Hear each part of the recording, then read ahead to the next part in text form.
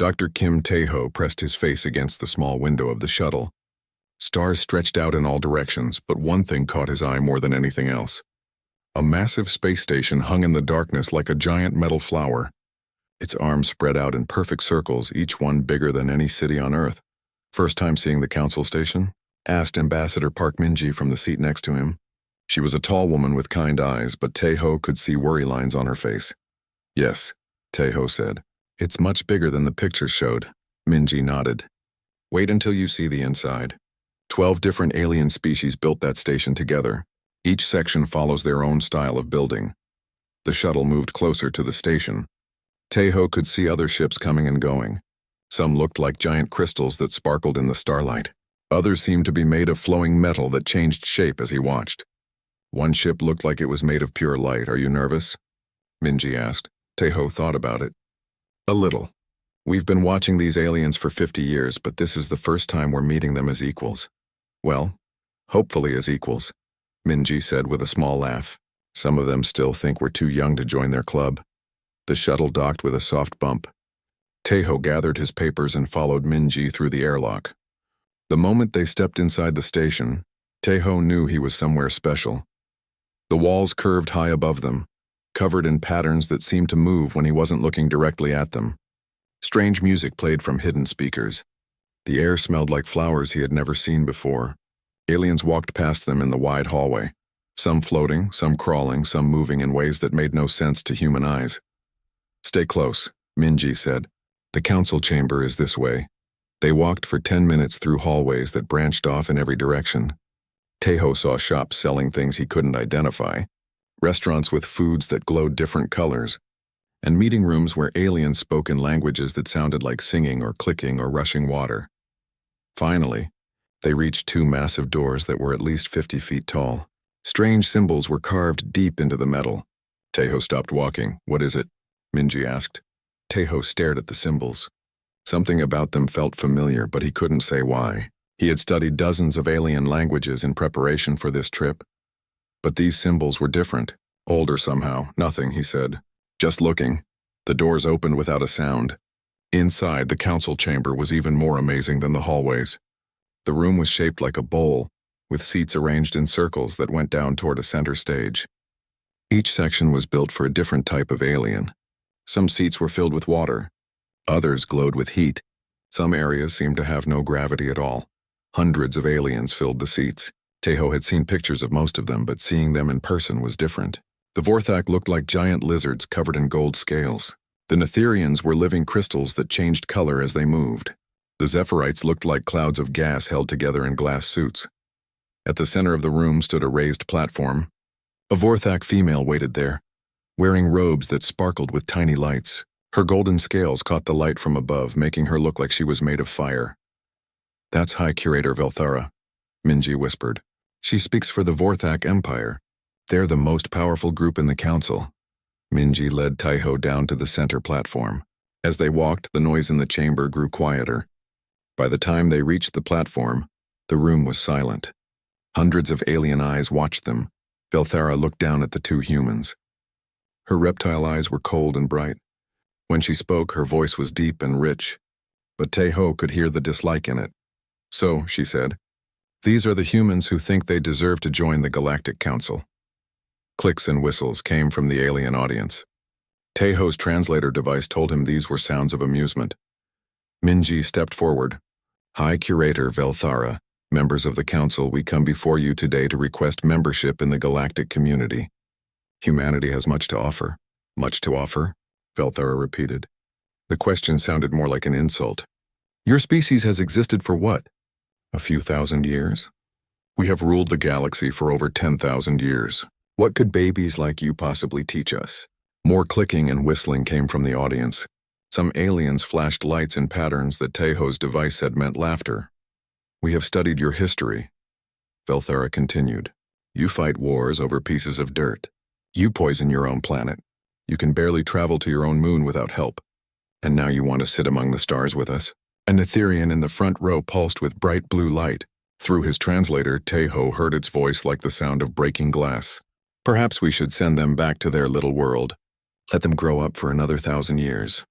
Or 10,000, added a Zephyrite. Its voice sounded like wind through trees. Even the Aquari, who were usually polite to everyone, seemed to agree. Their representative, a being that looked like a dolphin made of silver water, said nothing, but its posture showed it was not impressed. Minji kept her voice steady. We may be young, but youth brings new ideas. We've solved problems that have troubled us for generations. We've learned to work together despite our differences. Work together? Velthara laughed, and the sound was like rocks falling. You had 2 global wars in the last century. You still have countries that refuse to speak to each other. You call that working together? Teho felt his face grow hot with embarrassment and anger. Everything Velthara said was true, but the way she said it made it sound like humans were children playing at being adults. He looked around the chamber again, trying to calm himself. His eyes went back to the symbols carved into the walls. They were everywhere, worked into the design so carefully that most people probably didn't notice them. But now that he was looking, he could see them clearly, and they were definitely familiar. Velthara was still talking. Perhaps in a few more centuries, when you've learned to stop killing each other over whose invisible friend is better, we might consider your request again. The alien audience made more sounds of agreement. Teho felt like he was shrinking. They had come so far, prepared so carefully, and it was all for nothing. But those symbols on the walls kept pulling at his attention. Where had he seen them before? Then he remembered. 3 months ago, Dr. Lee Sora had sent him photos from a dig site on a dead planet. The symbols in those photos looked exactly like the ones carved into these walls, which meant the aliens had been there. But that was impossible. Sora's team had dated those ruins as older than any known civilization. Teho felt a chill run down his back. If those symbols were here, in the most important building in the galaxy, what did that mean? Velthara raised her clawed hand. This session is closed. Humans, you may return to your world and try again in a few hundred years. But Teho wasn't listening anymore. He was staring at the symbols and thinking about dead planets and ancient ruins. Something was very wrong here, and he had a feeling that when he figured out what it was, everything would change. 3 days after the disaster at the council, Teho sat in his small room on the human embassy ship. He couldn't stop thinking about those symbols. Every time he closed his eyes, he saw them carved into the chamber walls. His computer beeped with an incoming message. Dr. Lee Sora's face appeared on the screen. She looked tired, with dirt on her cheeks and excitement in her eyes. Teho, I got your message about the symbols. You're not going to believe what we found. Tell me, Teho said, leaning forward. Sora held up a stone tablet covered in the same symbols he had seen at the council station. We found this yesterday in the deep chambers of Site 7. But that's not the amazing part. Look at this. She turned the tablet around. On the back were star charts. Teho could see familiar patterns, the same ones shown on current galactic maps. These charts show the homeworlds of every species in the Galactic Council, Sora said. But here's the crazy part. According to our dating methods, this tablet is 15,000 years old. Teho felt his heart race. That's impossible. The oldest known civilization is only 10,000 years old. I know, but I've checked the data 5 times. I've had 3 different labs confirm it. This tablet is older than any known galactic civilization. Sora switched to another image. This one showed a massive stone building that looked like it could house 1 million people. Strange towers reached up toward the sky, covered in the same symbols. We found 17 different planets with ruins like this, Sora continued. All of them dead. All of them empty. And all of them with the same writing system. The same symbols that are carved into the council station walls, Teho said quietly. Exactly. Which means either the current galactic species found these ruins and copied the symbols or something else, Teho finished. Sora nodded. I'm sending you all our data. But Teho, there's something else. We found evidence that these ruins weren't just cities. They were archives, libraries. Some of the technology we've found still works. Before Teho could ask what she meant, another voice came through the speaker. Sora, you need to see this now. That's Captain Young Dahi, Sora said. She's been exploring the Outer Rim. Dahi, what did you find? Captain Young's voice was shaky with excitement. I'm sending you images now. We found something big. The screen changed to show the bridge of Captain Young's ship. She was a small woman with short hair and intense eyes. Behind her, through the bridge windows, Teho could see a planet covered in what looked like one giant city. We found this planet 3 days ago, Captain Young said. The whole surface is covered in ruins. But these aren't normal ruins. Some of the buildings are still powered. Some of the machines still work. What kind of machines? Taeho asked. Captain Young smiled, but it was a nervous smile. The kind that can translate any language in the galaxy. The kind that can show star charts going back 20,000 years. The kind that know things they shouldn't know. She paused and looked directly at the camera. Taeho, these machines know about Earth, they know about humans. But they call us something else. What do they call us? The exiled. The lost children. The ones who remember. Sora leaned closer to her camera. What does that mean? I don't know yet, Captain Jung said. But I found something that might explain it. Deep in the main archive building, there's a room with maps of every inhabited world in the galaxy. But Earth isn't marked as a home world. It's marked as something else. What? A prison world. The silence stretched between the three of them. Finally, Taeho spoke. Send me everything. Every image, every translation, every piece of data you have. Already done, Captain Young said. But Taeho, there's more. I found records that talk about a great civilization that came before all the others. They called themselves the Primarch. According to these records, they were the ancestors of every species currently in the galaxy. Every species except humans, Sora added quietly. No, Captain Young said. That's the thing. Humans are mentioned too, but not as descendants. As something else, Taeho felt a cold weight in his stomach. What? As the ones who were sent away? The ones who questioned the Great Plan. The ones who were exiled to a distant world and told never to return.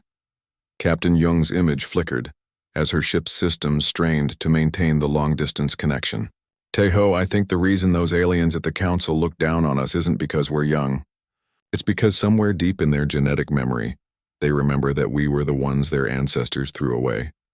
Sora was staring at her computer screen, reading data as it came in. This is incredible. Look at this linguistic analysis. The symbols we found aren't just decorative. They're a complete language system. And Taeho, some of the grammar structures are similar to human languages.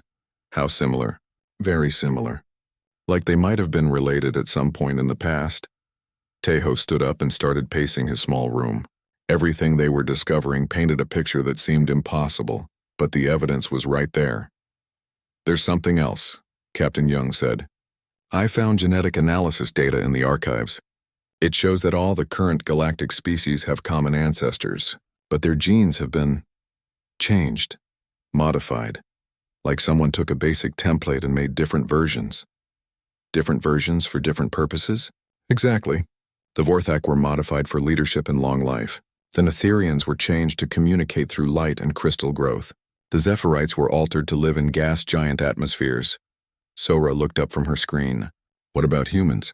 That's the interesting part, Captain Young said. According to these records, humans weren't modified. We're the control group. We're what the original species looked like before the changes. The pieces were starting to fit together in Taeho's mind, but the picture they made was disturbing. So let me understand this. There was an ancient civilization called the Primarch. They modified their own people to create the different alien species we know today, but they kept some people unchanged and sent them to Earth as prisoners. That's what the evidence suggests, Sora said. But why? What did the unchanged humans do wrong? Captain Young was quiet for a moment. When she spoke again, her voice was sad. I found records of something called the Great Debate. It was an argument that split the Primarch civilization. One side wanted to spread across the galaxy by force, taking whatever they wanted. The other side argued for peaceful exploration and cooperation with any other intelligent life they found. And humans were on the peaceful side. Taeho guessed. Yes, the records call us the voices of caution. We argued against the expansion plans. We said it was wrong to modify people without their permission. We said it was wrong to treat other species as obstacles to remove. Sora shook her head. So they sent us away. They sent us to Earth and told us to stay there. They said if we ever developed space travel, if we ever tried to rejoin galactic society, we would be reminded of our place. Taeho stopped pacing. The council meeting.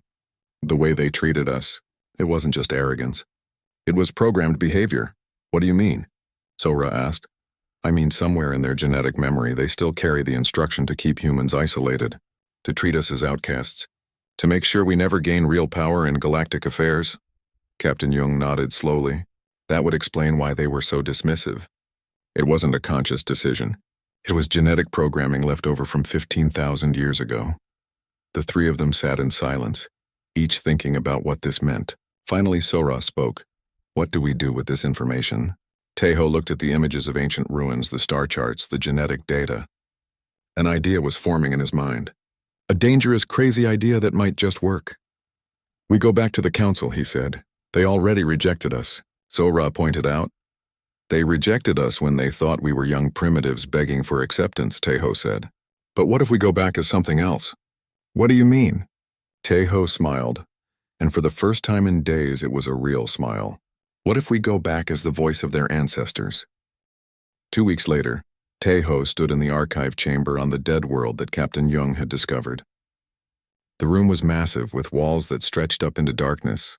Strange lights moved along the walls like living things, responding to his presence. Dr. Bae Junseo knelt beside a control panel that looked like it was made of liquid metal. He was a thin man with quick hands and a mind that worked faster than most computers. I think I figured out how to access the language files, he said. Sora watched from nearby, her eyes bright with excitement and worry. Are you sure this is safe? We don't know what these machines might do to a human brain. The scans show it's designed for organic minds, Junseo said, and the genetic markers suggest it should work with human DNA. But you're right, we don't know for sure. Tejo looked at the strange chair in the center of the room. It was made of the same flowing metal as the control panels, and it seemed to pulse with its own heartbeat. Cables hung from the ceiling above it like sleeping snakes. How does it work? He asked. Near as I can tell, it downloads language patterns directly into the brain, Junseo explained. Not just words and grammar, but the deeper structures that make communication possible. The Primarch must have used this to learn the languages of species they encountered. Or to teach their children the old language, Sora added. Look at this, she pointed to symbols carved into the wall above the chair. They were different from the ones they had seen before, more complex and flowing. I think this is what the original Primarch language looked like, she said, before they split up and created the modified versions that became modern galactic languages. Tejo studied the symbols. Even though he had never seen them before, something about them felt familiar. It's like a song he had heard in childhood but forgotten. There's something else, Junseo said quietly. I've been analyzing human brain scans and comparing them to the other galactic species. We have structures in our brains that they don't. Sections that seem designed for rapid language learning. What does that mean? I think humans were meant to be translators, bridge builders. The Primarch who were sent to Earth weren't just exiles. They were the ones who specialized in communication between different groups. Sora walked over to another panel and activated a holographic display. Images filled the air around them, showing the galaxy as it had been 15,000 years ago. Look at this, she said. The Primarch expansion wasn't random. They had a plan. Each modified group was sent to a different type of world. Desert planets for one group, ocean worlds for another, gas giants for a third. Creating specialists, Tejo said. Exactly. But someone had to coordinate between all these different groups. Someone had to make sure they could still communicate with each other as they evolved. The unchanged humans, Junseo said. We were supposed to be the ones who kept everyone connected. Tejo felt a chill as he understood what had happened. But the expansion failed. The great silence that the records mention, something went wrong, and all the colony groups lost contact with each other. And with Earth, Sora said sadly. For 15,000 years everyone has been alone. The modified humans evolved into the different alien species we know today, and the unchanged humans on Earth forgot their original purpose. Until now, Junseo said, looking at the chair, this machine can give you back the original language. The pure Primarch tongue that all the modern languages came from. Tejo walked closer to the chair. What are the risks? Unknown, Junseo admitted. The machine is designed for Primarch brains, and we're not sure how different human brains are from the original. It could work perfectly, or it could damage your mind permanently. Or it could kill you, Sora added bluntly.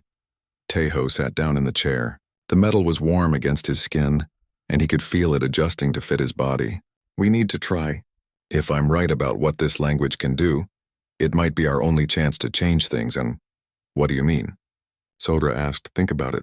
All the current galactic species descended from the Primarch, but they've forgotten their origins. Their genetic programming tells them to reject humans, but they don't remember why. If I can speak to them in the original language, the language their ancestors spoke, it might trigger their buried memories. Junseo moved to the control panel. It could also trigger their defensive programming. If they're genetically designed to keep humans isolated, hearing the ancestor language from a human might make them react violently. It's a risk we have to take, Taeho said. He looked at his friends. If this doesn't work, get the information back to Earth. Let humanity know what we discovered. Sora touched his shoulder. It's going to work. Junseo activated the machine. The cables from the ceiling moved like living things, gently attaching themselves to Taeho's head. He felt a strange tingling sensation, like electricity dancing across his skin. Beginning language download, Junseo said. Try to relax. The tingling became stronger. Taeho closed his eyes and tried to clear his mind. For a moment, nothing happened. Then the world exploded into meaning. Language flooded into his brain, but it wasn't like learning words from a book. It was like remembering something he had always known but forgotten. Grammar structures that seemed to contain the basic rules of thought itself. Concepts that had no equivalent in any human language. He could feel connections forming in his mind. Pathways that linked ideas in ways that seemed impossible. The language wasn't just a way to communicate. It was a way to think. A way to understand the fundamental patterns that connected all living things. Images flashed through his consciousness. He saw the galaxy as the Primarch had seen it, full of potential and possibility. He saw the great ships carrying modified humans to distant worlds. He saw the debates that had torn the civilization apart, and he saw the truth about Earth. Humans hadn't been exiled as punishment. They had been sent away to preserve them. The Primarch had known that their expansion would eventually fail, that the modified populations would lose contact with each other and forget their origins. So they had sent the unchanged humans to a distant world, hoping that someday they would develop space travel and return to reunite the scattered children of the Primarch. Humans weren't the outcasts. They were the backup plan. The download ended and Taeho opened his eyes. Sora and Junseo were watching him with worried expressions. "How do you feel?" Sora asked. Taeho tried to speak, but the words that came out weren't in any language they knew. They were musical and flowing, like water running over stone. He could feel the meaning behind them, but he couldn't translate them into human speech. He tried again, focusing on English. I'm okay, but everything is different now. Different how? I can feel the connections. The way all the languages in the galaxy relate to each other. It's like seeing the skeleton that holds up everything else. Junseo leaned forward. What did you learn about the Primarch? They knew, Taeho said quietly. They knew their expansion would fail. That's why they sent humans to Earth. We weren't being punished. We were being preserved. Preserved for what? To bring everyone back together. To help the scattered species remember who they really are. Sora smiled, but her eyes were still worried. Can you speak the original language? Taeho nodded and spoke a single word in the Primarch tongue. The sound filled the chamber, echoing off the walls in harmonics that seemed to go on forever. Both Sora and Junseo gasped. What was that word? Junseo asked. Home, Taeho said. In the original language, it doesn't just mean a place where you live. It means the place where all the scattered parts of yourself come back together. He stood up from the chair, feeling stronger than he had in years. The language was alive in his mind now, connecting thoughts and ideas in new ways. We need to go back to the council, he said. Are you sure you're ready? Sora asked. Taeho looked around the ancient chamber, at the symbols that now made perfect sense to him, at the machines that had waited 15,000 years for someone to use them. The Primarch built all of this for a reason, he said. They knew that someday their children would need to find their way home. And they made sure humans would be here to guide them. He walked toward the exit, his mind already working on what he would say to the Galactic Council. For the first time since the humiliation of their rejection, he felt hope. It's time to wake up the galaxy, he said. The Galactic Council chamber buzzed with confused whispers. High Curator Velthara stood at the center platform, her golden scales bright with anger. Around her, representatives from 12 species filled their specialized seats, all talking at once. This is highly irregular, Velthara announced, her deep voice cutting through the noise. The humans were already rejected. Why have they requested another audience? Ambassador Minji stood calmly beside the platform. but Taiho could see tension in her shoulders. Behind her, Sora, Junseo, and Commander Choi Ha-rin waited with the confidence of people who knew something important was about to happen. Taiho stepped forward. The chamber grew quieter as hundreds of alien eyes focused on him.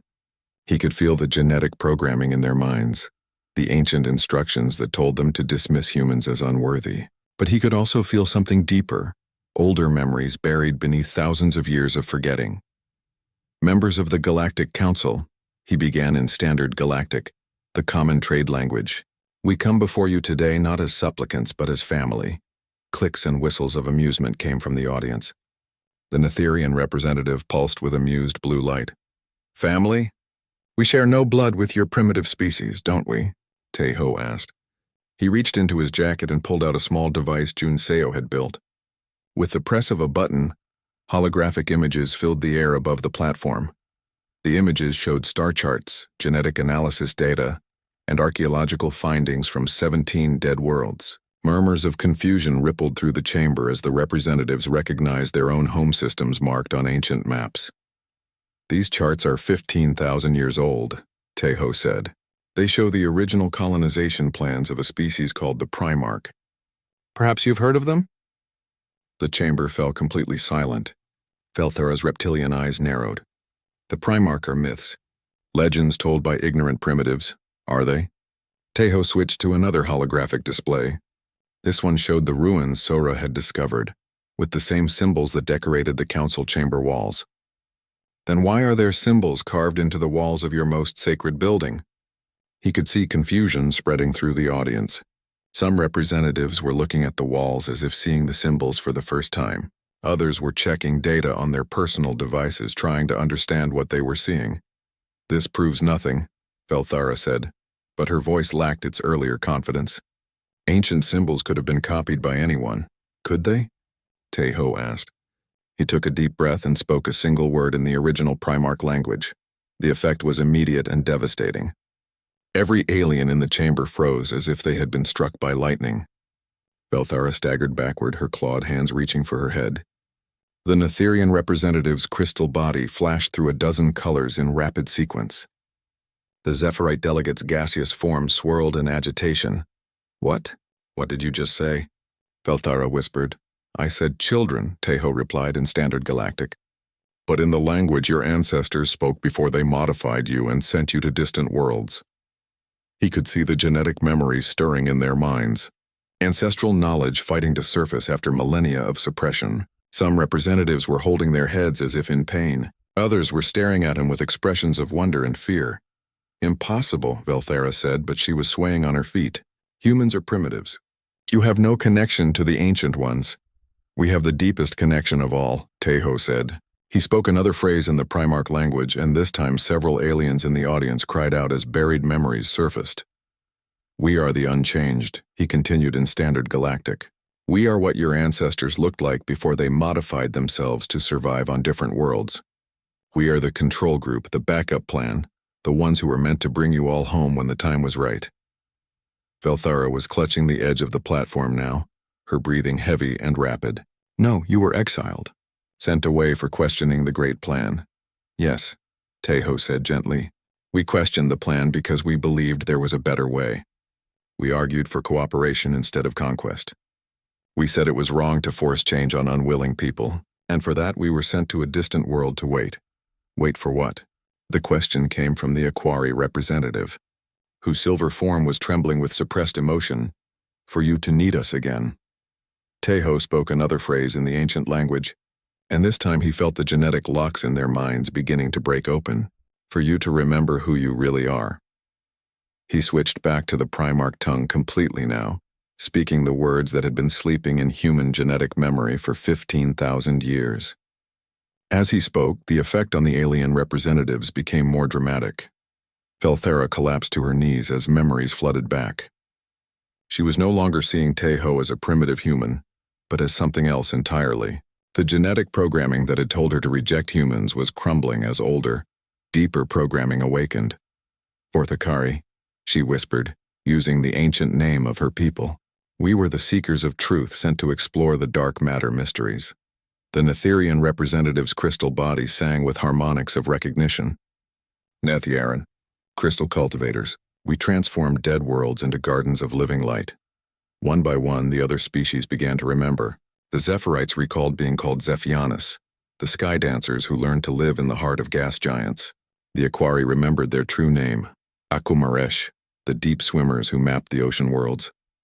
But as the memories returned, so did something else. The knowledge of what they had lost. Teho could see it in their faces, the growing understanding of how much they had forgotten, how alone they had been for so long. Some representatives began to weep. Others made sounds of grief that their translators couldn't interpret. The chamber filled with the mourning of an entire galaxy realizing what it had lost. Why? Velthara asked, her voice broken with emotion. Why did we forget? Why did we turn away from each other? Teho spoke softly in the ancient language, words of comfort and explanation. As he spoke, holographic displays showed the final days of the Primarch civilization, the great debate that had split them apart, the decision to scatter across the galaxy, the hope that their children would someday find each other again. The great silence, Velthara said, understanding dawning in her reptilian eyes. The expansion failed. We lost contact with the homeworlds. Each group thought they were alone. You were alone, Teho said, switching back to Standard Galactic so everyone could understand. For 15,000 years you were alone, but you were never abandoned. Commander Haran stepped forward, her military bearing softened by the emotion of the moment. Humanity has been preparing for this day since we first looked at the stars. We've been learning, growing, getting ready to help you remember. But we rejected you, said the Aquari representative. We mocked you. We called you primitives. Because that's what you were programmed to do, Sora said gently. The genetic modifications included instructions to keep humans isolated. It was a safeguard, to make sure we couldn't interfere until the right time. And this is the right time? Velthara asked. Teho nodded. The galaxy is ready to remember, ready to become whole again, but only if you choose it. He looked around the chamber at the faces of the representatives, some still confused, others beginning to understand the magnitude of what was happening. We're not asking to join your council as supplicants, he said. We're asking you to join us in building something new. Something your ancestors dreamed of but never achieved. What? Velthara asked. Teho smiled and spoke one final word in the Primarch language. As the sound echoed through the chamber, every alien present felt the same emotion, the same recognition, the same hope. The word meant reunion. And for the first time in 15,000 years, the scattered children of the Primarch were ready to come home. 6 months after the awakening, Teho stood on the observation deck of the new council station. Through the transparent walls, he could see ships from dozens of species working together to build something that had never existed before, a place where all the children of the Primarch could gather as equals. The door behind him opened with a soft sound. High Curator Velthara entered, but she was different now. The golden scales that had once marked her as royalty among the Vorthak were dimmed with humility. Her reptilian eyes, once cold with arrogance, now held warmth and something that looked like regret. The construction proceeds well, she said, joining him at the window. Better than we hoped, Teho agreed. Having the original Primarch building techniques helps. I never thanked you, Velthara said quietly. For what you did in the council chamber. For helping us remember. Teho turned to look at her. You don't need to thank me. We're family. Velthara made a sound that might have been laughter, but it was sad. Family. Such a simple word, but we forgot what it meant for so long. They watched in comfortable silence as Netherian crystal ships worked alongside Zephyrite gas haulers and Aquari deep space vessels. The construction zone buzzed with activity as species that had been strangers for millennia learned to work together again. The other representatives want to speak with you, Velthara said, about the final discovery. Teho nodded. He had been expecting this conversation. 3 weeks ago, Captain Jung's expedition had found something in the deepest archives of the Primarch homeworld, something that changed everything they thought they knew about the galaxy. They walked together through corridors that hummed with new energy. The station was being built using a combination of modern technology and recovered Primarch designs. The result was something beautiful and functional, a place that felt like home to all species equally. The new council chamber was smaller than the old one, with seats arranged in a circle instead of the old hierarchy of elevated platforms. When Tejo and Velthara entered, representatives from 11 other species were already waiting. Their faces showed a mixture of excitement and worry. Ambassador Minji stood as they approached. "Is Captain Young ready to make her report?" "She's standing by," Tejo said. He activated a communication device and Captain Young's image appeared as a hologram in the center of the circle. "Council members," Young began, "what we found in the deepest vaults of the Primarch homeworld will change everything we thought we knew about our purpose in the galaxy." She activated her own holographic displays, showing images of a massive chamber filled with technology that seemed to pulse with its own life. At the center stood a structure that looked like a lighthouse made of pure energy. "This is a quantum beacon," Young explained. "It's been broadcasting a signal across the galaxy for the past 15,000 years. But not just any signal. It's been calling to something beyond our galaxy, something that's been waiting for us to reunite." The Netherian representative's crystal body flashed with nervous energy. "Waiting for what?" "For us to prove we were ready," Young said. "The original Primarch didn't disappear. They transcended physical existence and joined something larger, a community of evolved species from across the universe." "You mean there are others?" The Aquari delegate's silver form rippled with excitement. "Millions of them," Young confirmed. "Species that have gone through the same cycle we did. Expansion, separation, reunion, and finally transcendence. The Primarch have been waiting for us to complete the cycle so we can join them." Velthara leaned forward. "What does that mean for us?" "It means our work is just beginning," Tejo said. "Reuniting the Primarch descendants was only the first step. Now we need to help other species across the galaxy remember their own origins. We need to become the guides for species that are still scattered and alone." The Zephyrite representative's gaseous form swirled with concern. "But we just learned to work together ourselves. How can we help others?" "Because we have something they don't," Sora said, entering the chamber with Junseo and Commander Harin. "We have humans." She activated another display, showing brain scans and genetic analysis data. The language download that Tejo experienced didn't just give him the Primarch tongue. It awakened abilities that have been sleeping in human genetics for 15,000 years. "What kind of abilities?" Velthara asked. "The ability to learn any language instantly," Junseo explained. "The ability to recognize genetic programming from ancient civilizations. The ability to help other species recover their buried memories. Humans were designed to be guides," Sora continued. "Not just for the Primarch descendants, but for any species that has lost its way.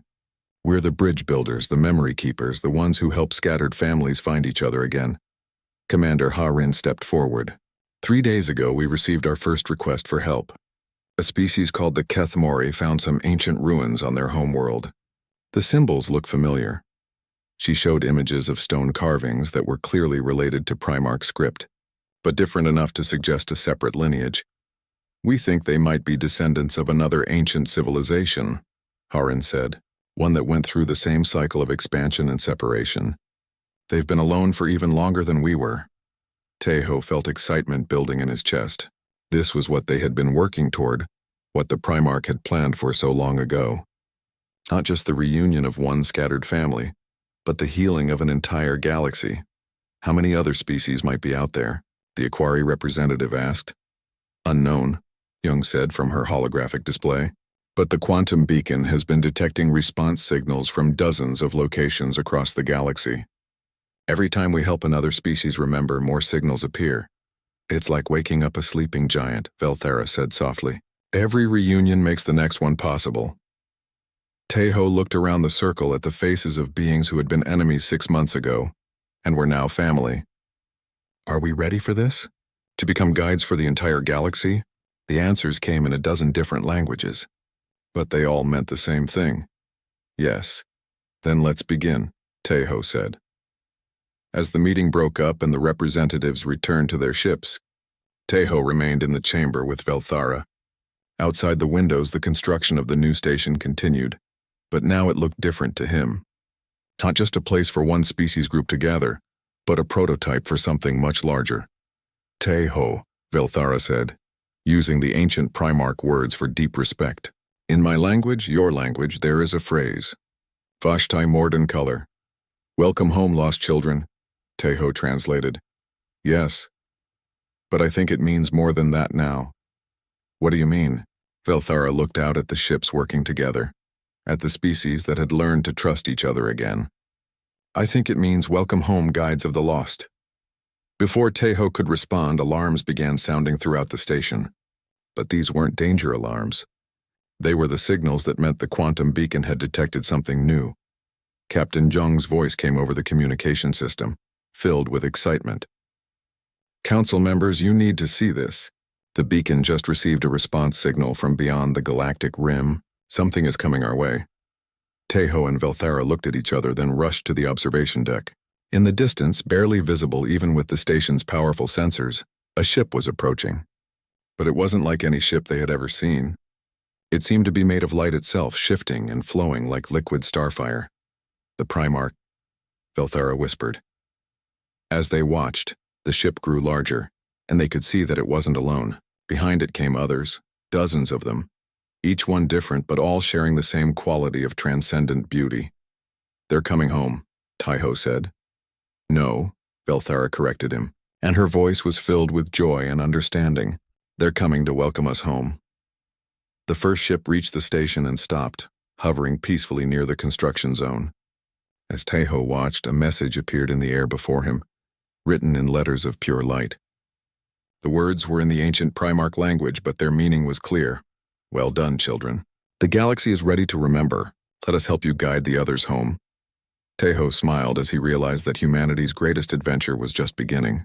For 15,000 years they had waited on a distant world, growing and learning and preparing. Now it was time to do what they had always been meant to do. It was time to bring the family home.